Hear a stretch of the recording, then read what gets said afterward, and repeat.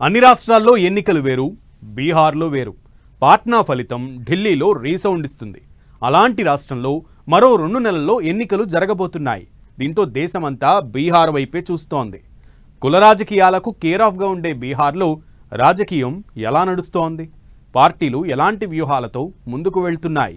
అధికారాన్ని కట్టబెట్టడంతో కీలకమైన ఓబీసీ వర్గ ఓటర్లను ప్రసన్నం చేసుకునేందుకు ఎవరి స్ట్రాటజీ ఏంటి? దర్భంగా దంగల్ ఈ ఎన్నికలను పూర్తిగా మలుపు తిప్పబోతోందా? మహిళా ఓటర్లు బీహార్లో ఎందుకు అంత కీలకం?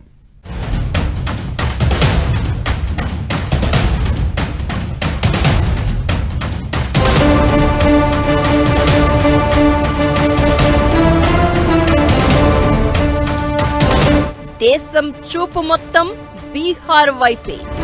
మరో 2 నెలల్లో అసెంబ్లీ ఎన్నికలు. బీహార్ రాజకీయం ఎలా సాగుతోంది? పార్టీల బలాలేంటి, బలహీనతలు ఏంటి? దర్భంగా దంగల్ మలుపు తిప్పబోతోందా? మహిళా ఓటర్లు చక్రం తిప్పబోతున్నారా? విజయాన్ని ప్రభావితం చేసే నేతలు ఎవరు?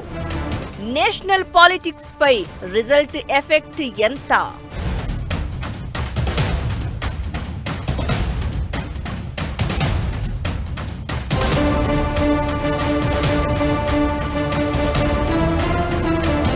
బీహార్ రాజకీయాలను కులాలు ప్రభావితం చేస్తూ ఉంటాయి. బీహార్ జనాభా 13 కోట్లు కాగా ఓటర్లు 8 కోట్లు. ఇందులో 63.1% బీసీలే. ఇందులో యాదవుల జనాభా అత్యధికంగా 14.27%గా ఉంది. మిగతా బీసీ కులాలు 2 నుంచి 5% ఉన్నాయి. దళితులు 19.65% ఉండగా బ్రాహ్మణ, రాజ్పుత్ లాంటి అగ్ర కులాలు 15.52%. ముస్లిం జనాభా 17.7%గా ఉంది. బీహార్లో త్వరలో ఎన్నికల షెడ్యూల్ రిలీజ్ చేసేందుకు ఎన్నికల సంఘం కసరత్తు ముమ్మరం చేస్తోంది. అక్టోబర్, నవంబర్లో ఎలక్షన్స్ జరిగే అవకాశాలు ఉన్నాయి. సామాజిక వర్గాల వారీగా ఓటర్లను ప్రసన్నం చేసుకునే పార్టీదే బీహార్లో అధికారం అనడంలో ఎలాంటి అనుమానం లేదు. బీహార్ పేరు చెప్తే ఒకప్పుడు లాలూ ప్రసాద్ యాదవ్ పేరు వినిపించేది. అయితే ఇప్పుడు ఆయన యాక్టివ్గా లేరు. కొడుకు తేజస్వి యాదవ్ను వెనక ఉండి నడిపిస్తున్నారు. యాదవ సామాజిక వర్గానికి చెందిన లాలూ సొంత కులంలో చెరిపెయ్యలేని ముద్ర వేశారు. మొదటి నుంచి ఈ వర్గం ఆర్జేడీ వెంటే నడుస్తూ వస్తోంది. దీనికి తోడు ముస్లింలు కూడా ఆర్జేడీకి బలం. యాదవులు, ముస్లింలు కలిపితే 32% ఓటర్లు ఉన్నారు. వీళ్లతో పాటు నితీష్ సర్కార్పై అసంతృప్తితో ఉన్న ఇతర సామాజిక వర్గాలు కూడా తమకే ఓటు వేస్తారని మహాగఠబంధన్ కూటమిలో ధీమా కనిపిస్తోంది. ఓటు చోరీ జరిగిందంటూ బీహార్లో ఓటర్ అధికార యాత్ర చేపట్టిన రాహుల్ గాంధీ మహిళలు, దళితులు, ముస్లింలు, యాదవులు, గిరిజన వర్గాల సమస్యలపై ప్రస్తావిస్తూ వారికి దగ్గరయ్యే ప్రయత్నం చేశారు. రాహుల్ యాత్రతో అన్ని సామాజిక వర్గాలు తమ వైపు వచ్చేశారని మహాగఠబంధన్ కూటమి అంటోంది. ఇకటు యాదవేతర ఓబీసీలు, హిందుత్వ ఓట్ బ్యాంకుపై ఎన్డీఏ ఆధారపడింది. సీఎం నితీష్ కుమార్ ఓబీసీలోని కుర్మి సామాజిక వర్గానికి చెందిన నేత. ఈ సామాజిక వర్గం జనాభా బీహార్లో దాదాపు 3% అయినా దాదాపు వీరంతా జేడీయూ వెంటే నిలుస్తూ వస్తున్నారు. ఈసారి కూడా వారు ఆ పార్టీకే మద్దతు తెలిపే అవకాశం ఉంది. మోదీని బీసీ ప్రధాని అని పదే పదే ప్రస్తావించే బీజేపీ ఆ వర్గంలో వీలైనంత ఓటు బ్యాంకును రాబట్టాలని వ్యూహాలు రచిస్తోంది. ఇక ఎన్డీఏలోని లోక్ జనశక్తి పార్టీ అధినేత చిరాగ్ పాస్వాన్, హిందూ అవామీ మోర్చా లీడర్ మాంఝీ ఇద్దరూ కూడా దళిత నేతలు. కేంద్రంలో మంత్రులుగా ఉన్నారు. బీహార్లో 19% ఉన్న దళిత ఓట్లను ఈ ఇద్దరితో రాబట్టాలి అన్నది బీజేపీ ప్లాన్ గా కనిపిస్తోంది.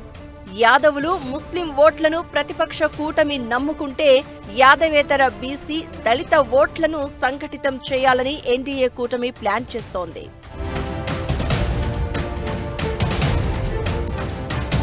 అసెంబ్లీ ఎన్నికలు సమీపిస్తున్న వేళ బీహార్ రాజకీయాలు మలుపుల మీద మలుపులు తిరుగుతున్నాయి. మొన్నటి వరకు ఓటర్ల జాబితా సమగ్ర సవరణపై విపక్షాలు చేసిన ఆరోపణలపై చర్చ జరగగా ఇప్పుడు మహిళల ఆత్మగౌరవ విషయం తెర మీదకు వచ్చింది. తన తల్లిపై బీహార్లోని దర్భంగాలో కొందరు కాంగ్రెస్ కార్యకర్తలు చేసిన అసభ్య వ్యాఖ్యలపై ప్రధాని మోదీ భావోద్వేగ వ్యాఖ్యలు చేశారు. మహిళల ఉనికికి సంబంధించిన ఈ అంశంపై కాంగ్రెస్ ఆర్జేడీని నిలదీయాలని మహిళా ఓటర్లకు పిలుపునిచ్చారు. ఇది ఎన్నికల పోరులో కీలక ఘట్టంగా మారే అవకాశంగా కనిపిస్తోంది. ఇది మహిళా ఓటర్లను ఆలోచింపచేసే అవకాశం ఉందనే అంచనాలు వినిపిస్తున్నాయి. ప్రధాని మోదీ వ్యాఖ్యల తర్వాత సెప్టెంబర్ 4న బీహార్లో బీజేపీ ఆధ్వర్యంలో బంద్ చేపట్టారు. దర్భంగా ఘటనపై రాహుల్, తేజస్వి యాదవ్ క్షమాపణలు చెప్పాలని బీజేపీ నేతలు డిమాండ్ చేశారు. ఇక బీహార్ వ్యాప్తంగా పర్యటించేందుకు ఎన్డీఏ కూటమి మహిళా మోర్చా రెడీ అవుతోంది. మహిళా ఓటర్ల సింపతి డ్రాన్ చేయడమే లక్ష్యంగా వ్యూహాలు రచించే అవకాశాలు ఉన్నాయి. కాంగ్రెస్, ఆర్జేడీ నేతల నుంచి దీనిపై రియాక్షన్ వస్తున్నా బీజేపీకే ప్లస్ అయ్యే అవకాశాలు కనిపిస్తున్నాయి. బీహారులో 2,96,00,000 మందికి పైగా మహిళా ఓటర్లు ఉన్నారు. ప్రధాని మోదీ బీసీ వర్గానికి చెందిన నేత. బీసీ వర్గానికి చెందిన నాయకుడి తల్లిని విపక్షాలు అవమానించాయనే అంశాన్ని కూడా ఈ ఎన్నికల్లో కమలం పార్టీ నేతలు ఉపయోగించుకునే ఛాన్స్ ఉంది. బీహార్ మొత్తం ఓటర్లలో 36% కంటే ఎక్కువ మంది బీసీలే.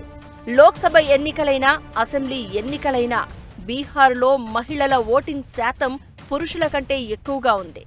ఈ ఎన్నికల్లో మహిళా ఓటర్ల సాయాన్ని పొందాలనే పట్టుదలతో ఎన్డీఏ కూటమి కనిపిస్తోంది. దీనికోసం దర్భంగా ఘటనను పూర్తి స్థాయిలో ఉపయోగించుకునే దిశగా పావులు కదుపుతోంది. మోదీ తల్లిపై కాంగ్రెస్ నేతలు చేసిన అభ్యంతరకర వ్యాఖ్యలు బీజేపీకి ఈ ఎన్నికల్లో కలిసొచ్చే అవకాశాలు ఉన్నాయనే విశ్లేషణలు వినిపిస్తున్నాయి. ఇకటు జీఎస్టీ సంస్కరణలు బీహార్లో బీజేపీకి భారీగా ప్లస్ అయ్యే అవకాశాలు ఉన్నాయి. మధ్యతరగతికి అనుకూలంగా జీఎస్టీ సవరణలు ఉండడంతో ఆ ఎఫెక్ట్ ఎలక్షన్స్ లో కనిపించడం ఖాయం. అయితే సీట్ల సర్దుబాటు వ్యవహారంపై మహాగఠబంధన్లో ఓ క్లారిటీ రాగా బీజేపీలో లుకలుకలు కనిపిస్తున్నాయి. దీంతో పరిస్థితిని చక్కదిద్దడంపై కమలం పార్టీ నజర్ పెట్టింది.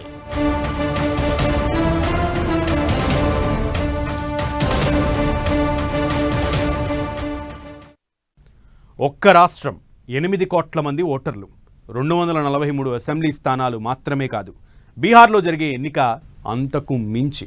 ఇక్కడి ఫలితం జాతీయ రాజకీయాల దిశను మార్చేస్తాయి.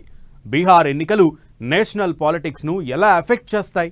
అసలు బీహార్ ఓటర్ చెప్తుందేంటి?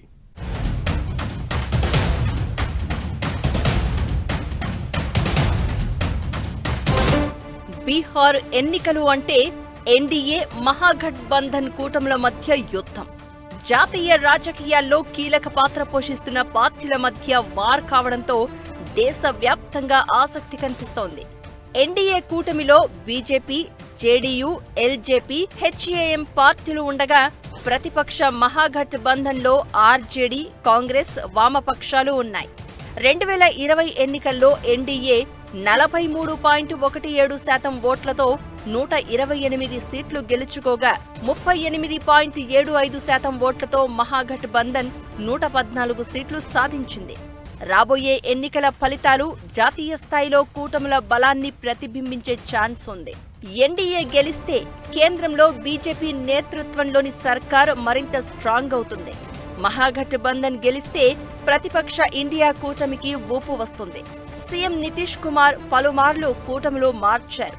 2020లో ఎన్డీఏతో గెలిచిన తర్వాత 2022లో ఎంజీబీతో చేతులు కలిపారు. 2024లో తిరిగి ఎన్డీఏలో చేరారు. నితీష్ యూటర్నులు ఎన్డీఏ బలాన్ని ప్రభావితం చేస్తాయి. జేడీయూ వీక్ అయితే బీజేపీ సొంతంగా ప్రభుత్వం ఏర్పాటు చేసే అవకాశం ఉంది. ఇది జాతీయ స్థాయిలో కమలం పార్టీ ఆధిపత్యాన్ని మరింత బలోపేతం చేస్తుంది.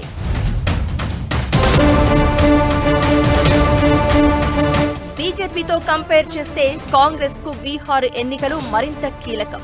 ఈ ఎలక్షన్స్ కోసం రాహుల్ గాంధీ చాలా కష్టపడ్డారు. ఓటర్ అధికారి యాత్ర పేరుతో బీహార్ అంతా చుట్టేశారు.